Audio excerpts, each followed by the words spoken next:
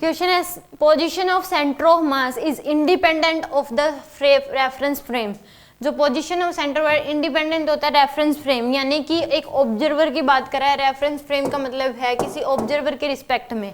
मान लो कि कोई भी बॉडी है, उसका सेंटर ऑफ मास तो वहीं रहेगा। मान लो ये है, इसका सेंटर ऑफ मास जहाँ है वहीं का वहीं रहेगा, चाहे वो पर्सन इसको देखने वाला, चाहे वो रेस्ट में होके देख रहा है, चाहे वो एक्सेलरेट करते हुए देख रहा है, चाहे वो कांस्टेंट वेलोसिटी से मूव कर रहा है, तो वो फ्रेम ऑफ रेफरेंस पे डिपेंड नहीं करता। ऑब्जर्वर चाहे किसी तरीके से दे रहा हो, सेंटर ऑफ मास तो वहीं का वहीं रहेगा। एक होता है कि रिलेटिव सेपरेशन, रिलेटिव सेपरेशन भी फ्रेम ऑफ रेफरेंस पे डिपेंड नहीं करता, यानी कि सेंटर ऑफ मास भी फ्रेम ऑफ रेफरेंस पे डिपेंड नहीं करता और रिलेटिव सेपरेशन भी सेंटर ऑफ मास पे डिपेंड नहीं करता।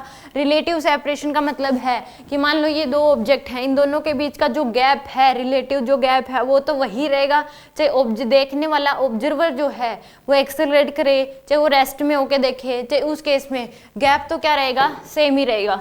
तो यानी कि फर्स्ट बात क्या है इसमें सही, position of centre of mass independent होता है फ्रेम ऑफ रेफरेंस पे, यानी कि फ्रेम ऑफ रेफरेंस मतलब ऑब्जर्वर जो है वो देखने वाला वो किस पोजीशन में है तो उस पर डिपेंड नहीं करता। Principle of conservation of momentum hold true for all kind of collision. तो ये बात भी सही है कि जो प्रिंसिपल ऑफ कंजर्वेशन है सभी टाइप के कोलिजन के लिए एप्लीकेबल है, चाहे वो परफेक्टली इलास्टिक कोलिजन और परफेक्टली इनइलास्टिक, चाहे वो इनइलास्टिक कोलिजन। तो यहाँ पे बोथ स्टेटमेंट्स आर ट्रू, तो आंसर क्या आ जाएगा, दोनों ही स्टेटमेंट क्या है, सही है।